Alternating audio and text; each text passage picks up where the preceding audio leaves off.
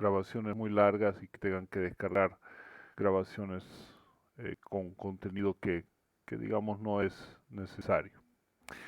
Entonces, nosotros estamos hablando aquí de las compuertas lógicas y la, la física misma, la parte física de los elementos.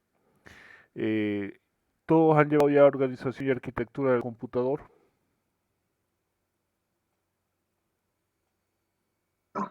No. No, ya. En esta materia van a ver profundidad. Es importante eso porque vamos a comprender el funcionamiento básico del computador y vamos a relacionarlo con la parte lógica. Es decir, cuando nosotros estamos hablando, estamos trabajando la programación, el desarrollo, no tocamos tanto la parte física, lo omitimos. Pero cuando hacemos un análisis del tiempo de uso, del tiempo de respuesta de los algoritmos, necesitamos comprender e imaginar parte del proceso físico. Por ejemplo, si yo juntase este circuito, pensémoslo como una AND y una NOT, que se pueden hacer como con puertas separadas y luego las voy a unir para formar una sola. Aquí tengo la AND y aquí tengo la NOT. Entonces vamos a ver. Perdón que siempre se toma su tiempo. Esta es la compuerta NOT. Y esta es la NAND. Yo quiero la AND.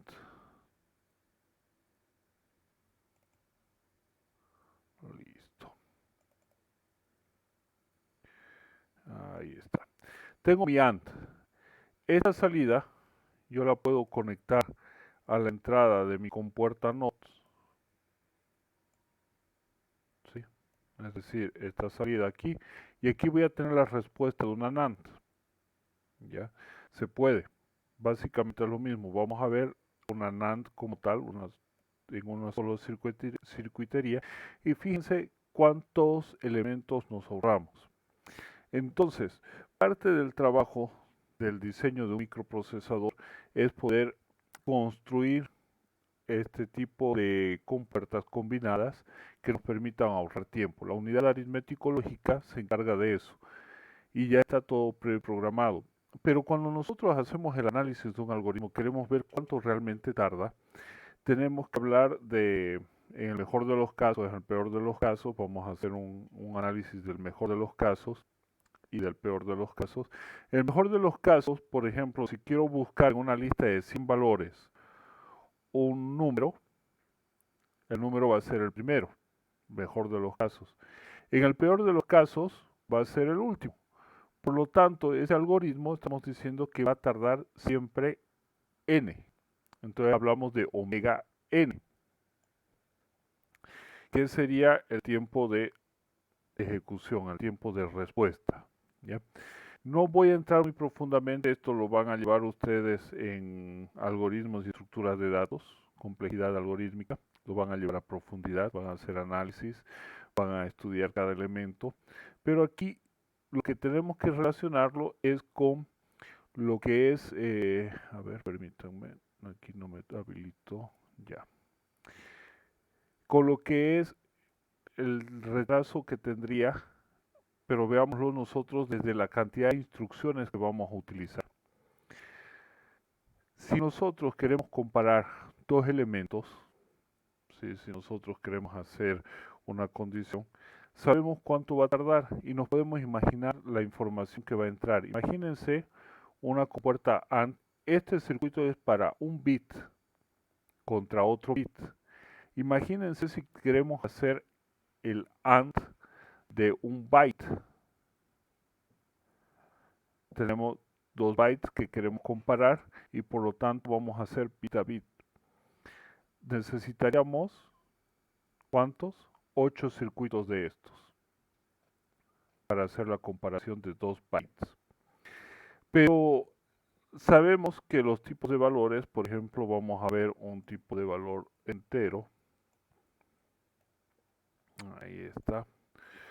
Tipo de dato entero. ¿Cuántos bytes utiliza? Vamos a ver, tipo de dato entero en C. Vamos a ver cuánto ocupa. Tamaño. Entonces, un tipo int, un signed int, un long int, un signed long int, utiliza 4 bytes en lenguaje C. Un doble utiliza 8 bytes. Imaginemos no solamente un int. ¿Cuántos circuitos necesitamos? 32. Por lo tanto, el trabajo de esa computadora, ese procesador, va a ser de hacer 32 cálculos a la vez. ¿Por qué? Porque necesitamos hacer esas 32 comparaciones bit a bit. El primer bit del primer byte, el primer bit del segundo byte, y así sucesivamente. Por lo tanto, vamos a tener idea de cómo va a trabajar. Otro elemento importante es la estructura de la memoria. La memoria nosotros la tenemos construida con circuitería. Y cada circuito es un conjunto de elementos. Nosotros tenemos aquí las direcciones. ¿Ya? Tenemos el bit menos pesado, el 0, el 1 y el 2, cuya combinación nos da ¿cuántas direcciones? 2 a la 3, lo cual quiere decir 8 direcciones. Aquí tenemos las 8 direcciones, fíjense la dirección 0, la dirección 1, la 2, la 3, la 4, la 5, la 6 y la 7. Y dentro de cada una de esas direcciones tenemos un circuito que memoriza un bit. Entonces aquí tenemos una palabra de 4 bits. 1, 2, 3, 4. Cada uno de estos circuitos almacena, registra, guarda o memoriza solamente un bit. Por lo tanto, nosotros tenemos que activar la dirección de esa porción de memoria. Esa dirección va a activar estas 4 casillas que guardan la información unida. Es decir, estas 4 juntas es la palabra y nosotros guardamos la información a través de palabras. Esta palabra es de 4 bits. Ahora, nosotros tenemos que sincronizarlo para poder tener el tiempo de respuesta. Esa sincronización va a estar dada también con el tiempo del reloj. Entonces, cuando el reloj produce un salto, se me va a activar. Tenemos una condición AND. Si el reloj está activo y es la dirección que corresponde, vamos a activar. Y después tenemos otro elemento más que me dice si va a ser para guardar la información o para escribir información. Entonces vamos viendo que son varios elementos que necesitamos para poder guardar, almacenar un solo bit. Imagínense aquí, esto es para 4 bits en 8 direcciones. Es toda esta circuitería. Entonces bastante complejo. Ahora, ¿qué pasa cuando yo declaro una variable? Cuando yo declaro una variable, lo que estamos haciendo es pedirle al sistema operativo, porque el sistema operativo es quien se encarga de gestionar todo eso, que me agarre una dirección de estas vacías y me la guarde para esa variable. En caso de que solamente necesitemos, por ejemplo, una palabra de 4 bits. Si nosotros necesitamos un byte, necesitaremos 2 direcciones acumuladas. Entonces tendremos que tener 2 direcciones sucesivas, juntas, para guardar mi dato. Por lo tanto, vamos a guardar un byte. Ahora imaginemos que queremos guardar 4 bytes. ¿Cuántas direcciones necesitamos? Acá tendríamos un byte, 2 bytes, 3 bytes y 4 bytes. Por lo tanto, necesitaríamos 8 direcciones de memoria para manejar 4 bytes de datos. Es decir, necesitaríamos toda esta porción de memoria para guardar un número entero. Por lo tanto, esa variable va a ocupar las posiciones 0 a 7 de mi memoria RAM. Esa parte, esa lógica, se encarga el procesador, el sistema operativo de gestionarla, habla con el procesador, habla con la memoria, habla con los dispositivos, etcétera, etcétera. Se pone de acuerdo y la gestiona. Eso se llama mapeo de memoria. Entonces, nosotros hacemos eso. Cuando nosotros llamamos a esa variable y pedimos su dirección en lenguaje C, por ejemplo, en C++, lo que va a hacer es darnos la primera dirección, porque de ahí exactamente va a ocupar 8 direcciones. Y ella lo sabe porque lo hizo, lo gestionó, la guardó y dijo aquí no se va a almacenar nada porque aquí es el contenedor para poner este dato.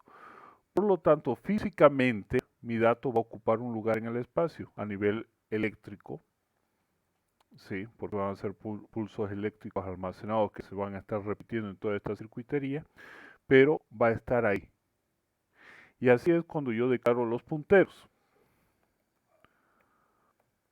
Los punteros, a ver que abra por favor. Los punteros son esos apuntadores de memoria que me dicen, bueno, yo voy a apuntar a esa dirección de memoria. Físicamente estoy tomando esta dirección, ¿no? Es decir, que voy a tomar una sucesión de pulsos eléctricos en mi bus de direcciones. Si es la posición 0, ¿qué pulsos eléctricos tendré? 0, 0, 0.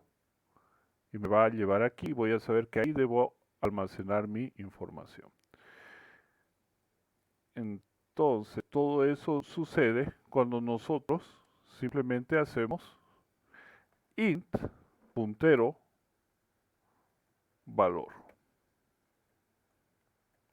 Listo. Ejecutamos. El compilador revisa que todo esté bien escrito, después ejecuta y lo manda al sistema operativo. El sistema operativo almacena esas instrucciones, primero tiene que interpretar todo lo que está en la librería IOString, lo agrega, crea mi ejecutable y después el sistema operativo cuando está leyendo, revisando ese ejecutable, lo que va a hacer es buscar una porción de memoria contigua de 4 bytes, me va a devolver ese valor y lo va a almacenar en la variable que yo le he dado, ¿no? Entonces voy a tener una variable, un contenedor valor que va a servir para meter información. Por lo tanto, siempre nosotros por debajo estamos trabajando con punteros. Ahora, ¿qué pasa? Lenguajes como el C, C++, yo lo voy a gestionar manualmente. Yo lo voy a tener manualmente, voy a tener manualmente el poder de manipular. En otros lenguajes como Python no voy a tener esa posibilidad. ¿Por qué? Porque son lenguajes de alto nivel que no me permiten llegar a administrar físicamente mis recursos. Por eso es que el lenguaje C me permite crear, por ejemplo, sistemas operativos, porque yo puedo manejar, gestionar los recursos físicos de la computadora para poder hacer su uso y su ejecución. Hasta ahí, ¿se comprende? ¿Alguna pregunta? Perfecto. Bien, dentro de lo que es el mismo lenguaje C, el mismo lenguaje C++, el Python, es decir, los lenguajes de programación, cada uno hemos dicho que tiene sus tipos de datos, ¿ya? Estos tipos de datos, por lo general, los básicos son estándar.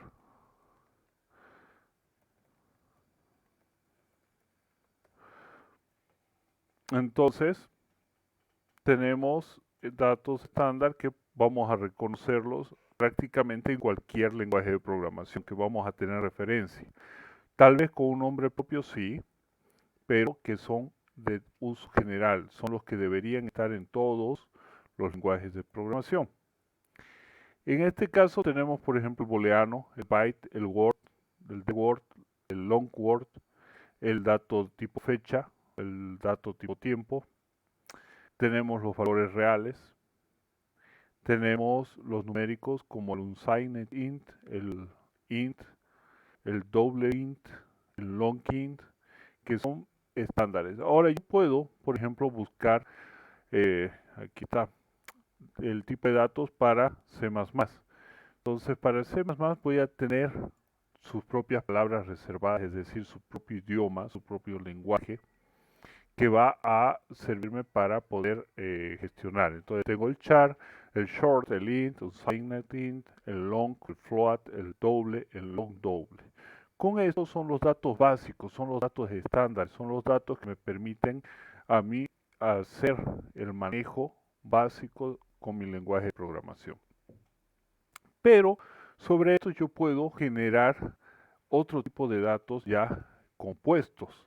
Uno de esos datos compuestos es el string. El string, ¿qué es? Es un arreglo de tipo carácter. Entonces yo voy a tener un string que tiene su propia declaración, pero yo puedo tener un string de este tipo. A ver, vamos a ponerlo en inglés. Listo. De 100. Entonces voy a tener una palabra de 100, perdón, una variable que me permita almacenar 100 caracteres. Una frase de 100 caracteres, por ejemplo. ¿Quiénes ya han visto algo de base de datos?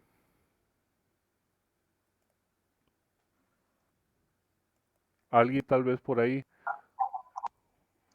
Algo en Excel, Perfecto, en Excel. como elemento Yo de datos. hace años vi en Visual Llegué a Basic. usar SQL Server, pero perdí mi servidor. SQL y Visual Basic. Perfecto. Sí. Magnífico. Entonces, ¿qué es lo que hace, por ejemplo, el SQL Server o MySQL?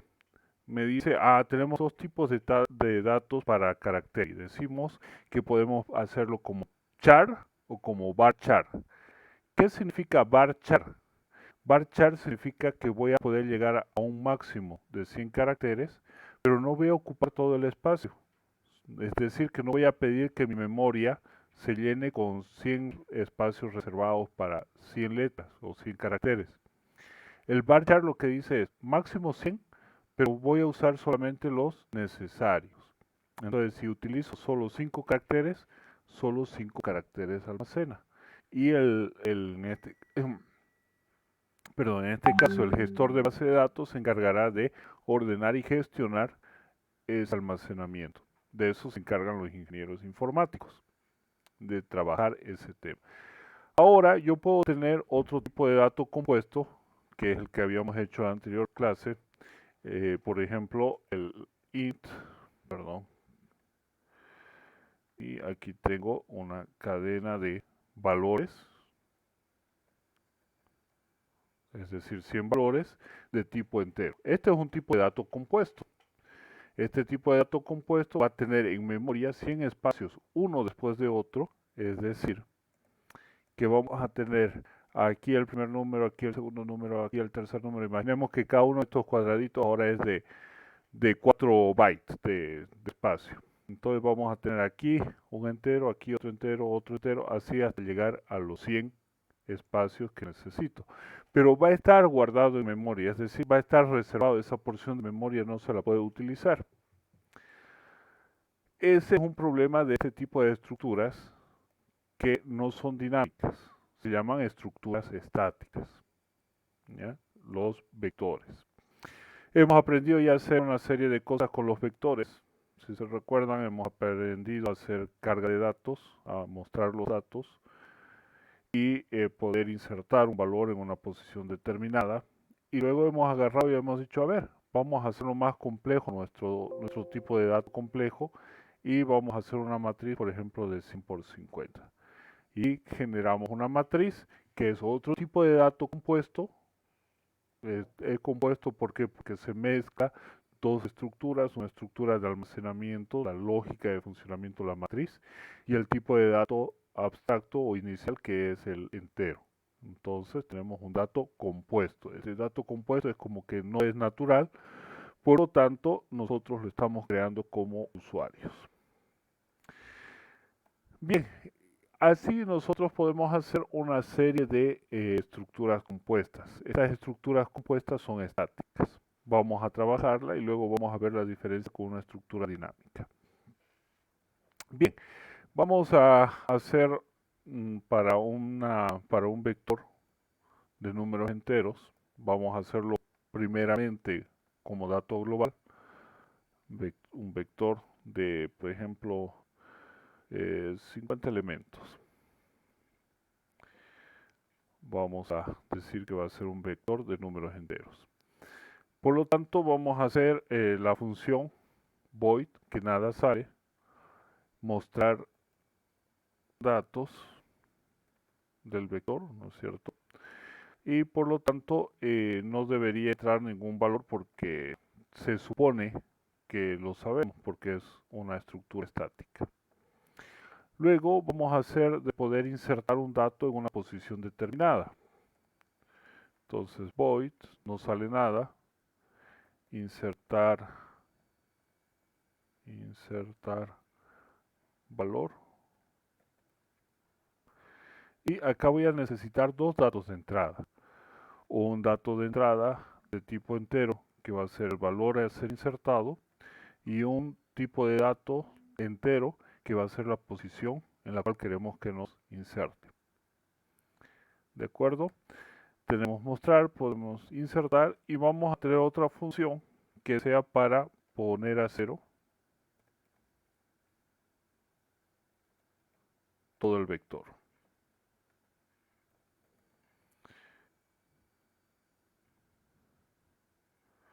Mejor lo vamos a llamar poner a valor. Lo vamos a hacer con dato de entrada, que va a ser el valor. Y se va a repetir ese dato de ese valor en toda la estructura. Hemos dicho entonces que aquí nosotros presentamos las funciones a los demás elementos, a las demás funciones, es decir, aquí los damos a conocer, se presentan entre todas, una vez se conocen, nosotros podemos hacer el desarrollo, el código de esas funciones. Vamos a hacer la función mostrar datos, que es la que está primero, la vamos a poner ahí, quitamos su coma, ponemos las llaves, entonces estamos delimitando. Esta función, que es mostrar datos, tiene un inicio y tiene un fin. Igual que como hacíamos con los diagramas de flujo. El diagrama de flujo tiene un inicio y un fin. Perfecto. Ahora, ¿qué vamos a hacer para mostrar los datos? Nosotros necesitamos recorrer todo el vector, ¿no es cierto? Entonces, para eso podemos usar cualquier estructura repetitiva. En este caso vamos a utilizar la más sencilla para conteo, que es la estructura for, donde le damos un valor de inicio a una variable que va a ser la que va a ir caminando. Le vamos a dar un valor de finalización, una condición de finalización. En este caso, mientras i sea menor a 50, va a ejecutar, va a ir avanzando y va a caminar solo de a un paso. Es decir, i va a tomar el valor de i más 1 cada vez que ejecuta una tarea. Se puede colocar de esta manera o se puede colocar de esta manera. Cualquiera de las dos formas es correcta. Dado que nosotros... Ingeniero, Diga. en caso de que se quisiera avanzar dos pasos, ¿se puede colocar i más 2 o más 3, así? Claro que sí, se pone i igual a i más 2. Listo. Va a avanzar de a dos pasos. Quiero contar de 5 en 5. Podemos contar de 5 en 5. No hay ningún problema. Bien. También hay otro atajo en lenguaje C y C++ que también se puede usar en Java, que es el más igual y por ejemplo 2. Va a ir contando de 2 en 2. Son atajos que tiene cada lenguaje de programación para facilitar o ofuscar su código, dependiendo en qué sentido lo estamos utilizando. Bien, ¿qué vamos a hacer cada vez que da un paso? Antes de que me olvide y después no funcione, le cambio, disculpen. ¿Qué vamos a hacer cada vez que da un paso? Vamos a mostrar su contenido. Nosotros lo queremos hacer elegante este vector, por lo tanto vamos a decirle mostrar, le vamos a poner un par de asteriscos, vamos a concatenar y le vamos a decir que muestre el vector en la posición i, es decir, el contenido de ese vector en dicha posición. Acá no necesito incrementar el valor de i porque ya le estoy diciendo como parte de la misma estructura que se va a autoincrementar, ¿sí? Se va a caminar de 1, por lo tanto ahí terminaría. Como yo no tengo ningún dato de retorno, entonces no tengo un retorno. Vamos a ver después. Por ejemplo, en la función main, yo tengo una salida, un retorno que es un valor entero, y le estoy diciendo que retorne el valor 0. ¿Qué quiere decir este valor 0? Que no hay errores, que se funcionó, entonces no va a haber errores. Si es que, por ejemplo, tuve un problema de cara de internet, devolveré, regresaré un 404, por ejemplo, que es el clásico ejemplo que tenemos. Bien, si yo quiero ejecutar esto, simplemente necesito ahora llamar a esa función, mostrar datos, y ejecuto mi algoritmo, ejecuto mi trabajo, y ahí tengo todos los datos en 0. ¿Sí? Entonces asterisco, asterisco y el valor para ir mostrando cada uno de los valores. Por lo tanto, está funcionando. Luego vamos a hacer la función poner a un solo valor toda la matriz. Perdón, todo el vector. Vamos a hacer, copiamos exactamente el mismo encabezado y ahora vamos a hacer el ciclo repetitivo. Si nos damos cuenta, podría utilizar yo la misma estructura. ¿Sí? Lo único que ahora yo no voy a escribir hacia afuera, sino yo voy a escribir hacia adentro, es decir, voy a hacer una lectura. Perdón, estoy en la asignación todavía. Voy a hacer la asignación a mi vector, entonces la posición i le voy a poner siempre el mismo valor. Ahora sí, disculpe. Este valor que está entrando de aquí. Entonces yo al poner un encabezado, una función, en cualquier lenguaje de programación, lo que estoy diciéndole es que esto va a ser una variable local para esta función. Una variable local para esta función. Hago las asignaciones y no pasa nada. Ahora, por último, vamos a hacer insertar un valor en una posición dada. Para eso, nosotros copiamos el encabezado, hacemos el inicio y el fin, necesitamos demarcar dónde va a iniciar y dónde va a terminar nuestra función. Y posteriormente vamos a hacer el código. Vamos a ver cuál sería el código para esta función. Para poder insertar un valor, simplemente digo vector en la posición que me están dando.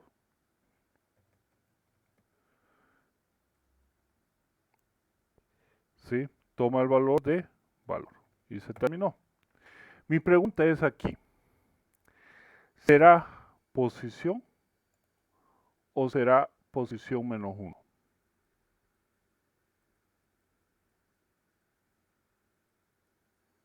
¿Será solo posición o será posición menos 1? Posición -1. ¿Será que lo puede justificar por qué sería posición menos 1? Comienza en 0. Comienza en 0. Perfecto. Gracias. Exactamente. Nosotros necesitamos quitarle el valor de 1 porque estamos empezando a contar en 0 para nuestro vector. Por lo tanto, la posición más alta de nuestro vector va a ser n-1. Cuando alguien nos da una posición, tenemos que restarle 1 por ese 0. Magnífico. Bien, ahora lo que vamos a hacer es cout. Vamos a hacer un salto de línea. Vamos a decir bienvenidos a la versión 1.0 de trabajo loco. Al 92n, punto y coma, cout,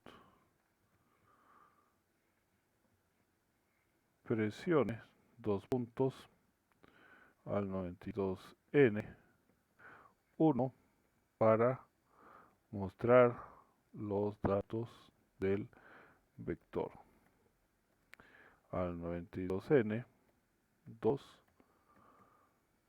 para insertar un valor.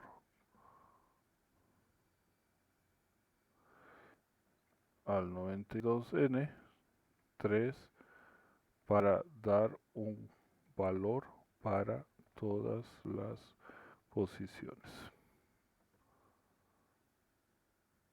2 puntos y espacio. Nos quedamos esperando su ingreso. Si nosotros ejecutamos esto, fíjense que nos va a mostrar un pequeño menú.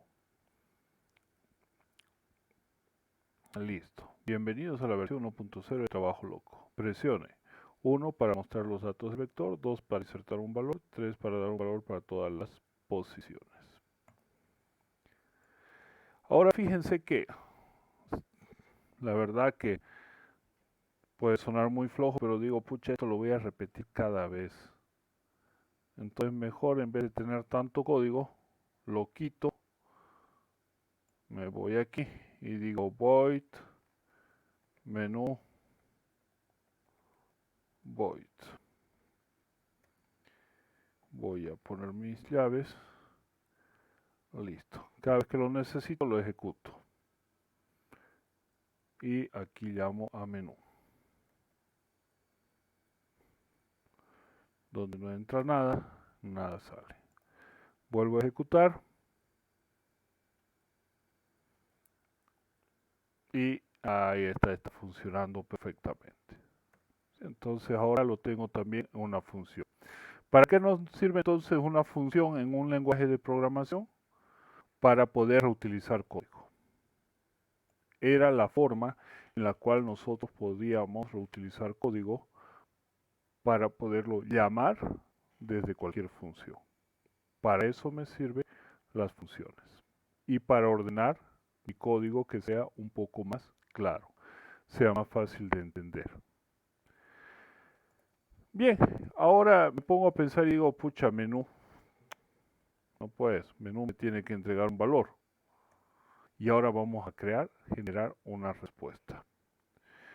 Voy a crear una variable que va a ser de tipo entero, respuesta.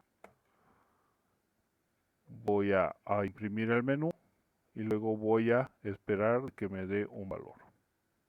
¿Dónde lo voy a guardar? En respuesta. Y luego, ¿qué voy a hacer? Return respuesta. ¿Por qué? Porque respuesta es la que contiene mi valor de retorno. Y ahora, cuando yo llame a menú, lo que voy a tener va a ser una devolución de un dato. ¿Qué dato? El que yo le voy a dar por teclado. Vamos a ver. Ahí tenemos el menú. Presione 1, 2, 3 y espera que yo le dé algún dato. Le doy, por ejemplo, el 10 y me ha impreso el 10. ¿Por qué? Porque le dije que al recibir la respuesta me la imprima.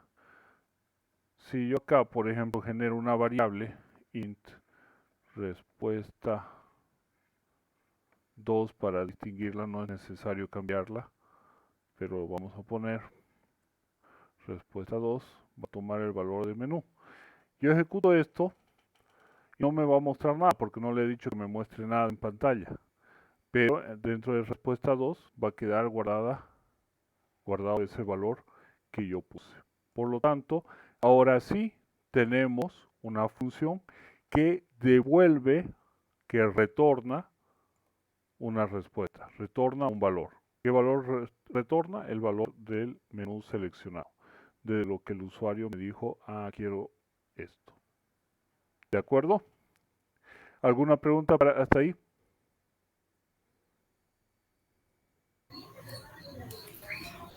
Ingeniero, Diga.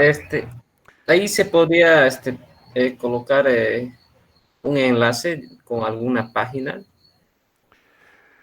Se puede ejecutar código en C. Podemos utilizar la librería System que me permite ejecutar y ahí podríamos llamar. Pero con la librería estándar no. Al igual que en Python, por ejemplo, tenemos otras librerías, otras herramientas para adicionar a mi lenguaje y poder hacer de manera automática algunas cosas, se puede.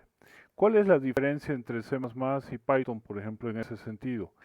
Que Python ya viene direccionado al trabajo web, C++ no fue hecho para trabajar vía web, aunque se lo adaptó de una manera increíble, pero no fue hecho para eso. Pero sí trabaja con el sistema, por lo tanto puede mandar instrucciones al sistema. No sé si respondí su duda. Sí, ingeniero, gracias. Perfecto, ya. Bien, continuemos entonces. Tenemos un menú, tenemos 3 funciones para trabajar con este menú, con este dato. Ahora nosotros necesitamos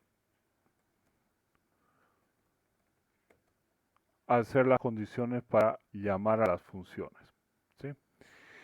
Yo voy a hacer aquí, como no me gusta llenar mi función principal de cosas, voy a crear otra función que va a ser void, no va a tener nada de salida. Posiblemente tenga algo de entrada, la vamos a analizar en este momento con ustedes, y la voy a llamar seleccionar acción.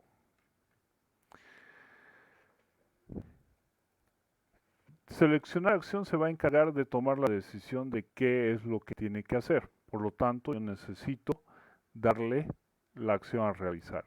La acción a realizar son 1, 2 o 3. Por lo tanto, son valores enteros que me guardan la acción, ¿sí?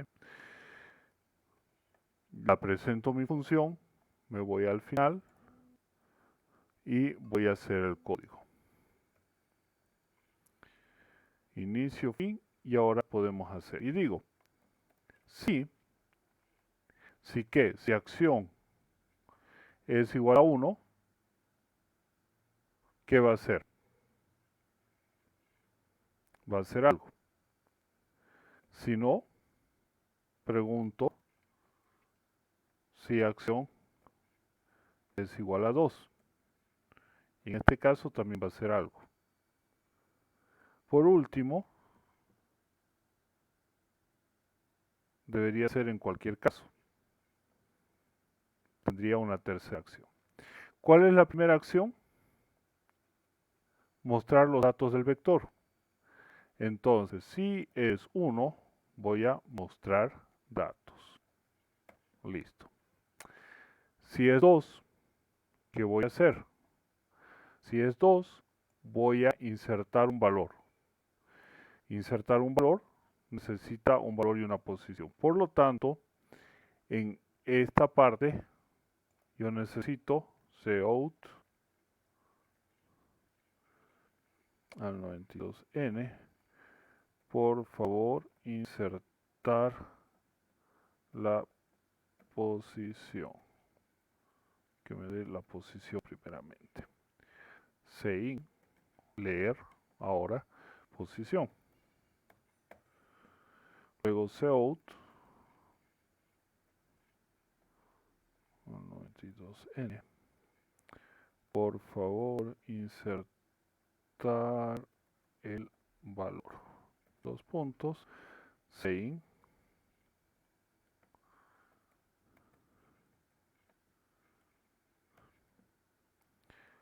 Y valor.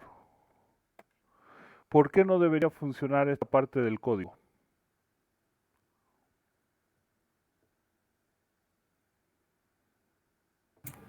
Porque valor es una variable local.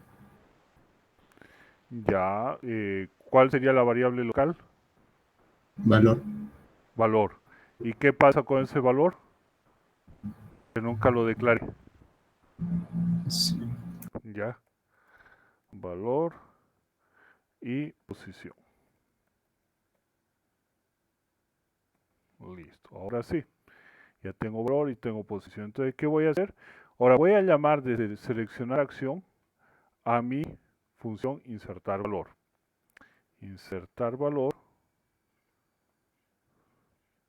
¿Cuáles son los datos? Vamos a ver, insertar valor. Es primero el valor y luego posición.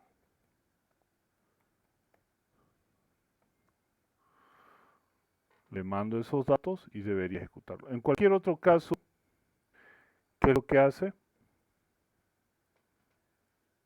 Debería ser la opción 3, ¿Qué es la opción 3? La opción 3 es para dar un valor a todas las posiciones. Por lo tanto, yo necesito insertar, poner a valor. Poner a valor. Valor. Pero ojo, poner a valor necesito un valor, por lo tanto necesito decirle a mi usuario, hey cuate, un valor. Deme el valor a repetir. Listo. Ahora sí, lo vamos a hacer elegante. Hacemos salto de línea. Luego esperamos ese valor, sein, donde lo almacenamos en valor. Y ahora sí. Y ahora, ¿cómo llamamos a esta función seleccionar acción? Nos vamos al menú principal. ¿Sí? Seleccionar acción. Miren cómo aquí el diccionario de datos no me reconoce seleccionar acción, a pesar de que está aquí arriba. Pero cuando aquí abajo yo llamé a las funciones que están por encima, desarrolladas, hecho código, sí me da la ayuda. Por ejemplo, voy a hacer aquí la prueba de nuevo, insertar. Fíjense, tengo el diccionario de datos que me da la función. En cambio aquí arriba, no, seleccionar acción. Eso es porque el diccionario de datos reconoce la totalidad de la función cuando se ha hecho código.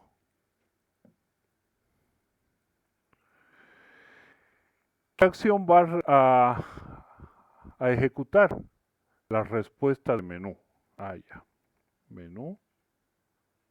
Y eso lo envía. Entonces estamos anidando, fíjense, estamos anidando una función dentro de otra. Así como está escrito, funcionaría.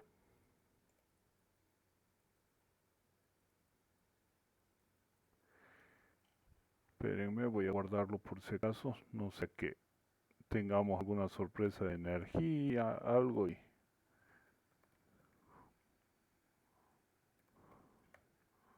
Listo. Así como está, funcionaría.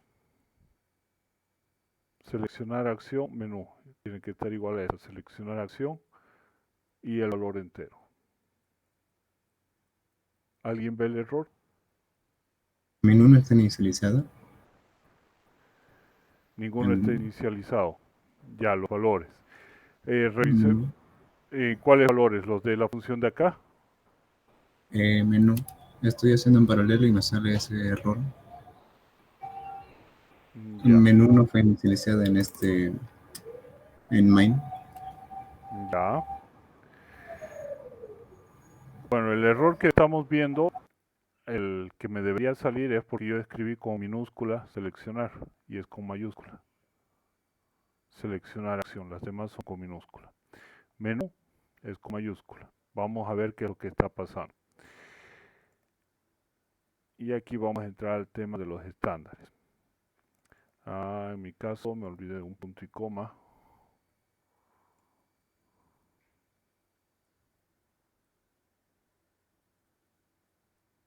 Y listo. Ahí lo tenemos. Fíjense que si yo lo ejecutaba como estaba con minúscula y vuelvo a ejecutar, voy a tener un error que no me reconoce seleccionar acción. Puede ser que usted también haya escrito con minúscula la palabra menú. Sí, fue eso mismo. Perfecto. Ejecutamos y tenemos nuestro menú funcional listo para recibir un valor. Y yo le pongo el valor 4. De hecho, cuando un usuario se puede equivocar, tengan por seguro de que se va a equivocar. Y directamente me manda por favor, deme un valor, aunque no debería ser así. Pongo el valor 6 y se salió porque no he hecho ninguna cosa más. Por el momento está funcionando bien. Pero ¿por qué me pidió directamente con el valor 4? Lo último, porque aquí yo puse un else y le dije que en cualquier otro caso ejecute sí o sí esta acción. Pero como somos fregados y somos ingenieros y queremos que todo nos funcione perfecto, vamos a asegurarnos de que siempre el usuario me coloque la respuesta correcta. Para poner la respuesta correcta, yo necesito asegurarme de que cuando él en esta parte me dice este es el valor, este es un valor en el rango. Por lo tanto, voy a decir mientras, y voy a hacer un ciclo repetitivo. Ahí está mi mientras. Perdón, que Siri se mete. Mientras. Y vamos a decir, mientras el valor, es decir, respuesta, sea menor a 0 o respuesta sea mayor a 3, va a ejecutar esto. Respuesta va a tomar el valor a 0. Si pongo así, esta condición va a fallar. ¿Por qué? Porque estoy diciendo menor a 0, es decir, negativo. Por lo tanto, yo tengo que poner aquí el 1, que es el inicio. 1, 2 o 3. He creado un rango con un conector OR. Y le digo que mientras el usuario no me ponga correctamente los valores 1, 2 o 3, va a volver a preguntar. Vamos a ver qué tal funciona. Ejecutamos y dice que me olvidé un punto y coma. Listo. Ahora sí. Compilamos.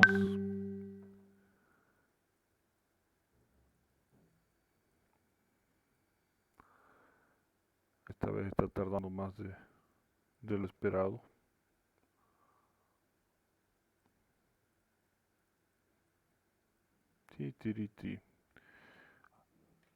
Listo. Fíjense, no nos imprime nada. Espera un valor. Menú. Está aquí. Tengo un while. Tengo... Ah, ya. Estaba tardando todavía. Bien. Vamos a colocar el valor. Voy a ponerle el valor 4. Nada, señor, se equivocó. Voy a ponerle el menos 1. Nada, señor, se equivocó. Voy a ponerle el 5. Nada. 1.000.000 y no sé cuántos mil. Nada. Le pongo el 1 y me muestra todos los valores. Ahora tenemos una validación. Estamos validando de que el usuario me dé una respuesta correcta. A esto llamamos validación. Y fíjense que ahora hemos aprovechado este ciclo while, la estructura del mismo while, para poner una condición para constatar un posible error del usuario. Entonces hemos utilizado esta estructura repetitiva para ello. Bien, fijémonos que al ejecutar nos muestra el menú, qué bonito, ponemos mostrar los valores, nos muestra los valores y se acaba, se terminó el programa. Pero yo debería tener la posibilidad de seguir ejecutándolo. Por lo tanto, me voy a mi función principal, donde tengo el código principal de mi proceso, de mi software, de mi aplicación. Y le voy a decir, mira,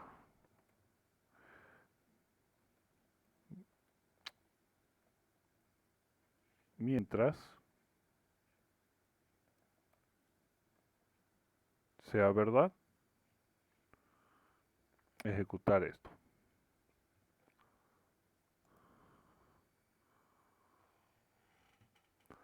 Voy a volver a compilar. Voy a volver a generar ese ejecutable. Y por último voy a ejecutar mi programita.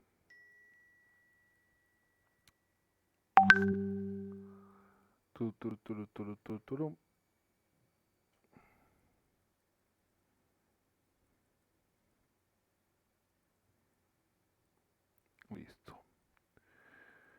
Esperamos a que nos aparezca el menú.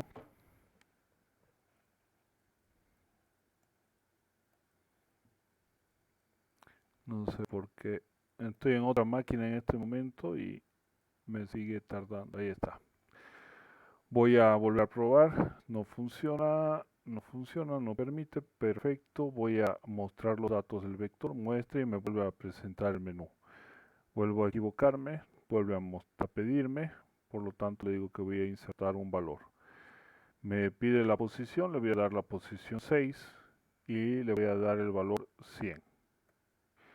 Ahora le voy a pedir que me muestre los datos y vemos posición 0, 1, 2, 3, 4, 5. La posición 6 tiene el valor 100. Voy a pedirle que me sobrescriba todo con el 0.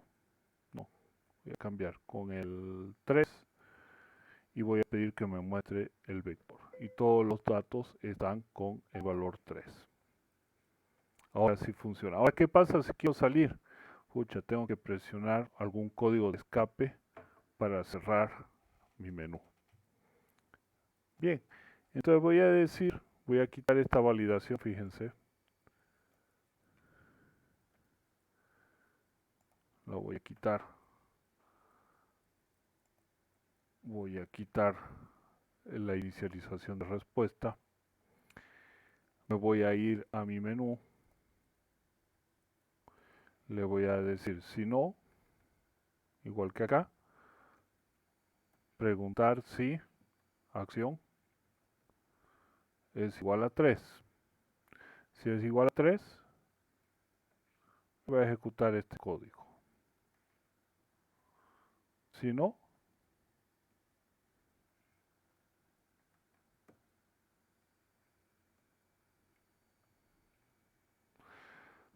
¿qué podemos hacer? Si no, podemos usar un exit, podemos usar un return.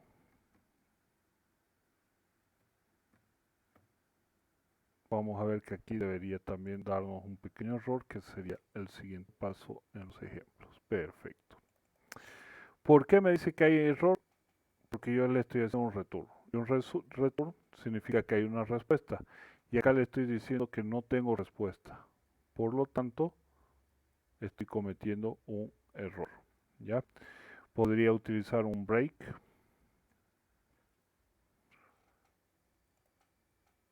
Que sería terminar la función.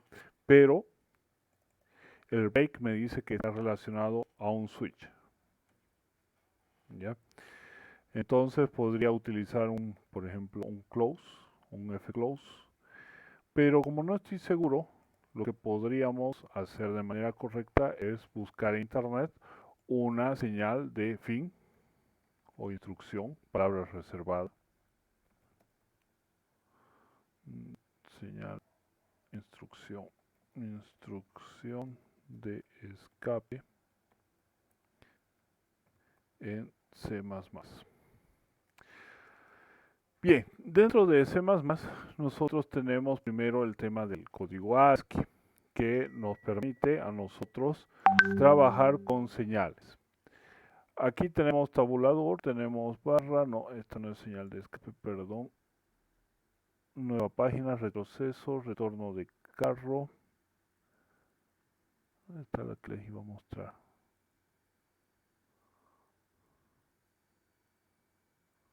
Ya.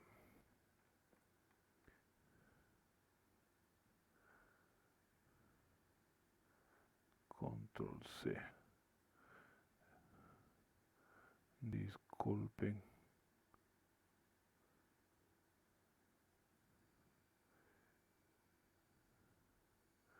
Backslash, interpolación. Aquí está console. Pero todavía no quiero usar la consola. Bueno.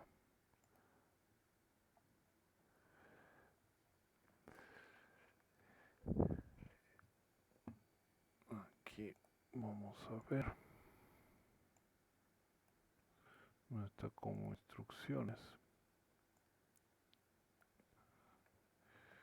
exit en C++.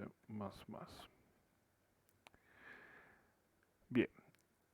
Ocasiona una terminación normal del programa. Si se ejecuta más de una llamada a la función exit, el comportamiento no está definido. Primeramente, todas las funciones registradas por la función @exit son llamadas en el orden inverso a los registros. Fíjense que la función exit solamente está con el estándar ANSI C. Ahora, ¿qué pasa con el ANSI C y con la función estándar? Fíjense, yo puedo hacer esto, exit 0, pero necesito la librería estándar que me incluye ese código. Este es el uso de las librerías. Como en cualquier lenguaje de programación, nosotros necesitamos incluir ciertos elementos, ciertas porciones de código. Las librerías justamente son eso, son porciones de código que podemos reutilizar. En el caso del lenguaje C y C++, estas librerías estándar están con la extensión .h para poderlas reconocer. Si yo compilo esto, estoy solamente compilando, lo que vamos a tener es algo normal, no va a pasar nada. Mientras compila voy a aprovechar de copiar todo esto antes de que sigamos avanzando y se los voy a pasar ahorita al grupo para que todos lo puedan tener. Bien, la compilación está terminada, no hay ningún error, ninguna advertencia y acá tenemos toda la salida, ¿sí? Todo lo que me dio el compilador. Bien, ahora yo puedo utilizar ya la función exit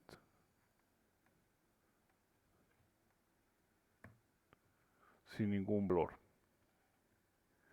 No debería darme ningún error porque ya tengo la librería incorporada. ¿Qué pasa? Que ahora a este programita, a mi ejecutable, tiene que añadirle todo el código de la nueva librería que nosotros hemos agregado. La otra librería estándar. Es decir, de stdio, todo el código tiene que ser agregado. Sigo el proceso de compilación. Mientras está en el proceso de compilación, vamos a ir aquí y voy a decir código librería stdio.h. Estas son las funciones que tiene. Aquí podemos ver las funciones estándar. Y ya me ejecutó. Voy a presionar, por ejemplo, -5 y el programa se terminó sin pasar al menú, sin hacer nada. Si, por ejemplo, yo ejecuto el programa y le digo 3, me dice el valor a repetir, le voy a decir el 2, me vuelve a mandar al menú, digo mostrar todos los datos, me muestra. Quiero terminar mi programa, le doy el valor 0 y se sale. Lo que hemos generado es que a través de esta salida, de este exit, yo pueda concluir. ¿Podemos hacerlo de otra manera? Sí, podemos hacerlo de otras maneras. Por ejemplo, yo voy a crear un nuevo programa, archivo en blanco, voy a copiar todo el código exactamente como estaba, voy a quitar mi librería stdio, voy a quitar esta línea de código y voy a poner una línea de error, cout.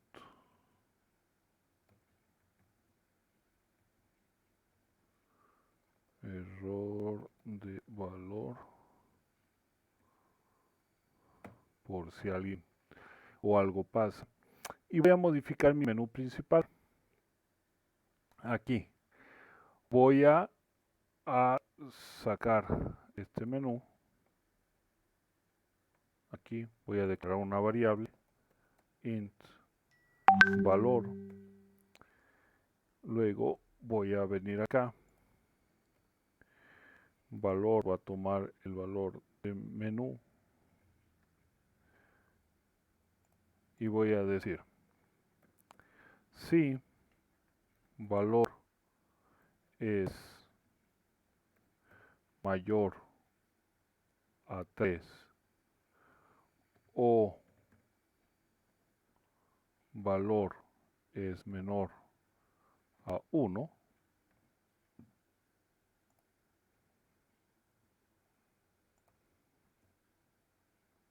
return 0. Si no, que me haga lo que dice. Vamos a compilar, vamos a ejecutar. Bien, aquí me olvidé de poner valor. Valor. Listo, ahora sí.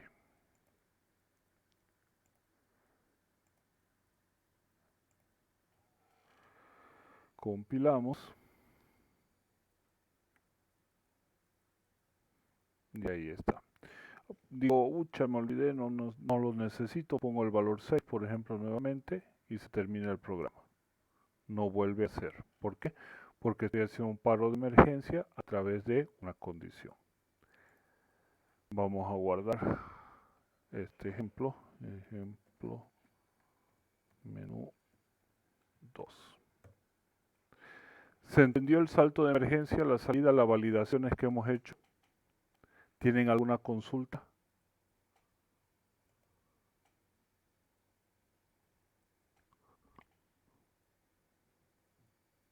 Bien.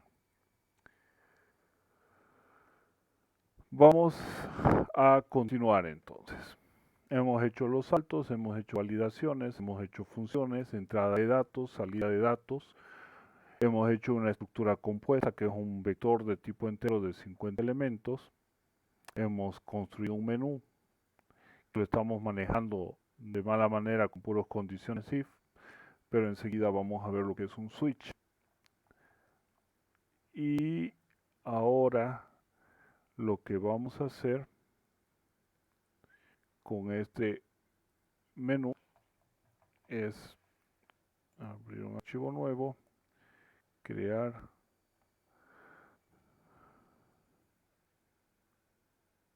perdón, vamos a utilizar este código. Listo. Bien, manejamos el exit, tenemos las acciones. Ahora lo que vamos a hacer es, pucha, son demasiadas cosas, demasiadas condiciones. Los if se me pierden ya a cierto punto. Digo ahora cuál era el else de cuál if. Por lo tanto, vamos a hacer un switch. Un switch es una estructura condicional con más de una salida. Yo necesito darle una variable que contenga a ver, les muestro mejor la estructura del switch primero y después vamos a trabajar con lo demás. Entonces, switch en C++.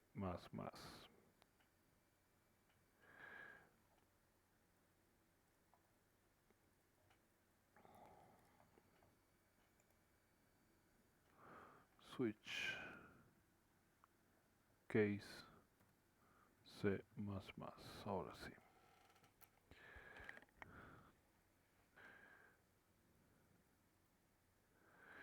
Aquí está. A ver.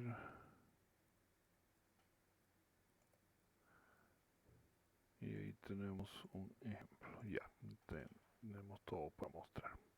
Switch es una estructura repetitiva, selectiva, que tiene más de una salida.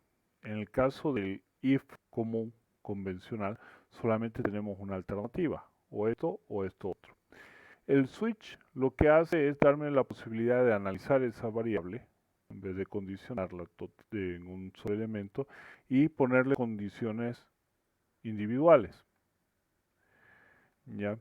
El switch, como ven, usa las palabras reservadas. Switch, case, default. Vamos a ver los diferentes elementos. Entonces tenemos el switch y aquí ponemos la expresión o la variable que necesitamos condicionar. En este caso La variable a condicionar es la variable acción. ¿Por qué? Porque es la variable que me condiciona la respuesta. Y luego le digo, si esa variable es, en el primer caso, 1, tiene el valor de 1, ¿qué voy a hacer? Voy a mostrar datos.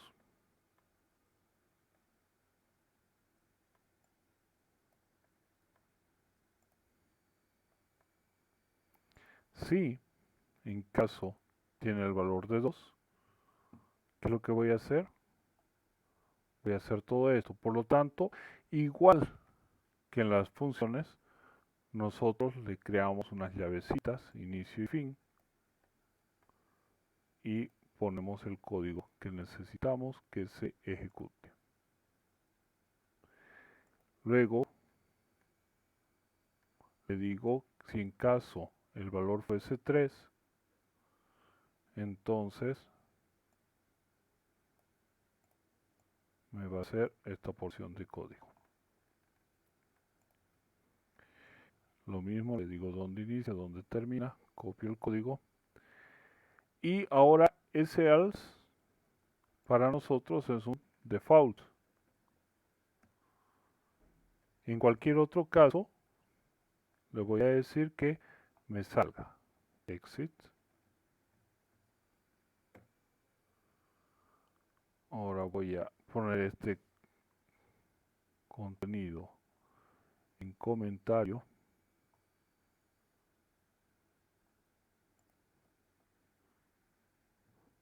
Listo. Y vamos a ejecutar.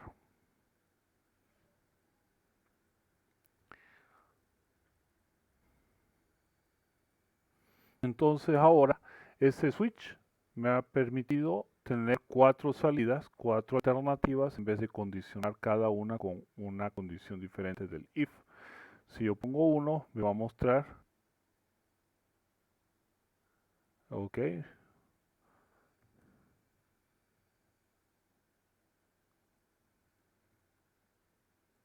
aquí algo se está repitiendo. Default 0, creo que era mejor que borre todo esto. A ver. Se me borró todo. A ver, revisemos. Switch acción. En caso 1, mostrar datos. En caso de ser 2, hacer esto. En caso de ser 3, hacer esto otro. Vamos a comparar por si acaso con el ejemplo que estábamos viendo para que veamos qué pasa. Ah, ya. Creo que olvidé el punto y coma.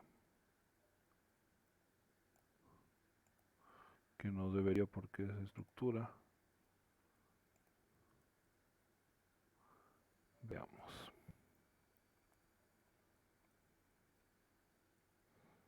Vamos a mostrar los datos. Me sigue entrando. Posición, acción. Seleccionar acción. Vamos al menú.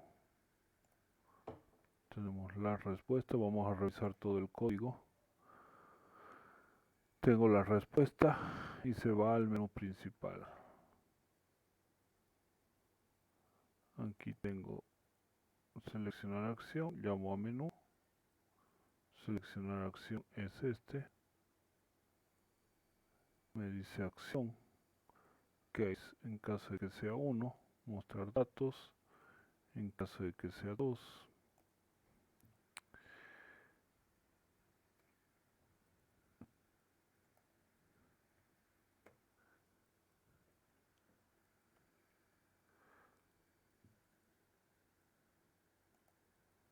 esto debería darme un error.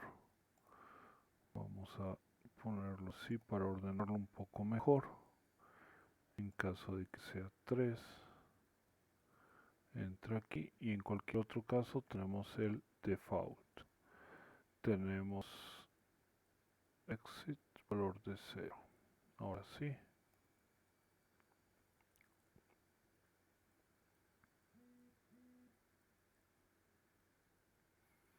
Voy a poner al 3.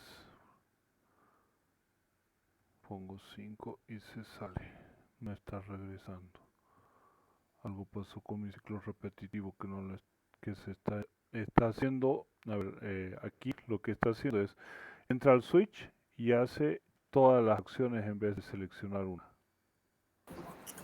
Ingeniero, Diga, estaba revisando tutorial. un código, un código similar y en cada case al final le pone un break. No sé si eso es lo que está fallando. Hagamos la prueba, puede ser. Entonces ponemos dentro de la estructura borrar este punto y coma que me break, este punto y coma borramos, donde más tengo otro punto y coma de esos extraños.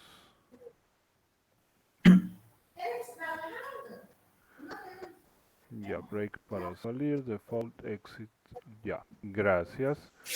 Sí, capaz y sea eso, había olvidado el break. Vamos a ver, muestra los valores, sí, ahí está funcionando, gracias. Por nada más, punto extra ya que está en investigación. ¿Cuál es su nombre? Bismarck, ¿no? Bismarck, Ya, sí. gracias.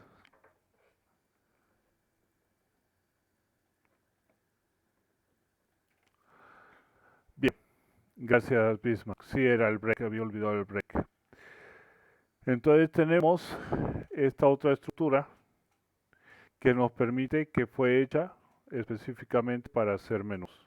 ¿Ya? En cualquier caso, para salir, presiona otro valor que no sea y se viene a este código. Hemos disminuido la cantidad de líneas de código.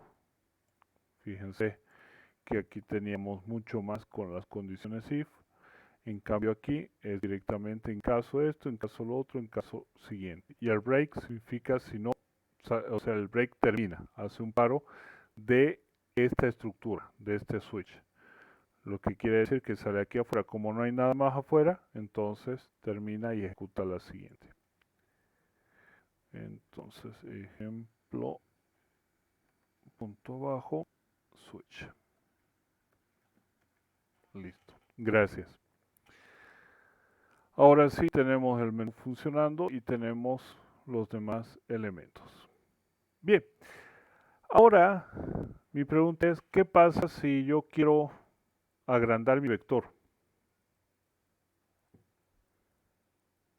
Aquí he manejado 50, aquí he manejado 50, aquí 50. Entonces tendría que buscar todos los 50, todos los valores 50 que he colocado y modificarlos manualmente. Para eso podemos evitarlo utilizando un tipo de dato que es un typedef. ¿Alguna variable global? Bien, con variable global, por ejemplo, si yo quiero aquí declarar, lo voy a poner bien en la parte de arriba, int elementos, y le doy un valor inicial de, voy a mantener el 50 por el momento, y quiero aquí crear mi array, mi vector de elementos, yo voy a tener un error, porque como es una variable, entonces no puedo utilizar una variable para crear un elemento que es constante. Eso es básicamente el error que ha ocurrido. ¿Por qué? Porque esto lo considera como una variable de trabajo, no como una constante. En cambio, con typedef nosotros podemos definir un valor constante, un tipo de dato con un valor en específico. Vamos a ver aquí.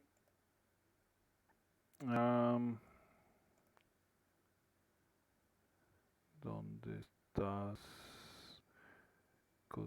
Aquí estás.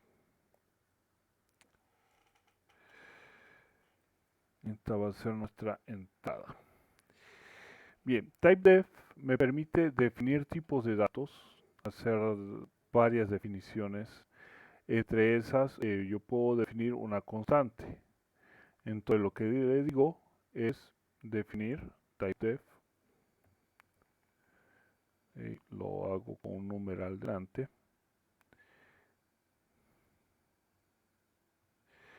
Ya, espérenme. Primero, mejor, antes de entrar a este tipo de dato, sí, estoy empezando a correr demasiado.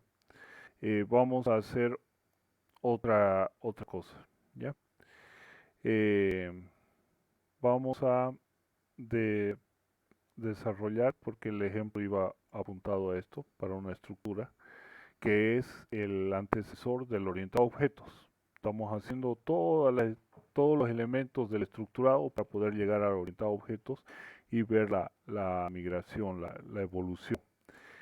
Vamos a hacer el define por el momento. Define, definir una constante, elementos, con el valor de 50. Entonces ahora yo, perdón. En vez de declarar mi elemento de 50 elementos, le digo un vector de tamaño elemento. Voy a compilar solamente y ¿por qué no es const elementos 50 elementos? Entonces no me lo declaré como constante.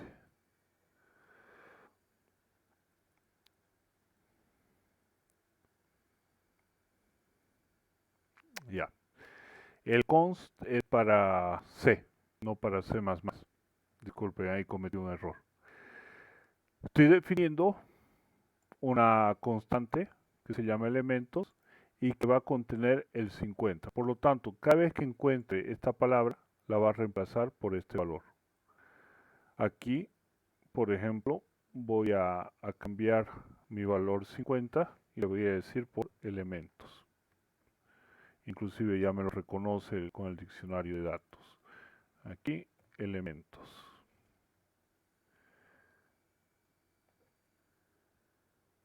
Listo. Si yo ejecuto, va a ejecutar con normalidad, va a presentarme el menú, voy a poder ver los elementos, en este caso 50 elementos. Pero digo, pucha, yo necesito más, necesito hacer algo más grande. Quiero 5000 elementos.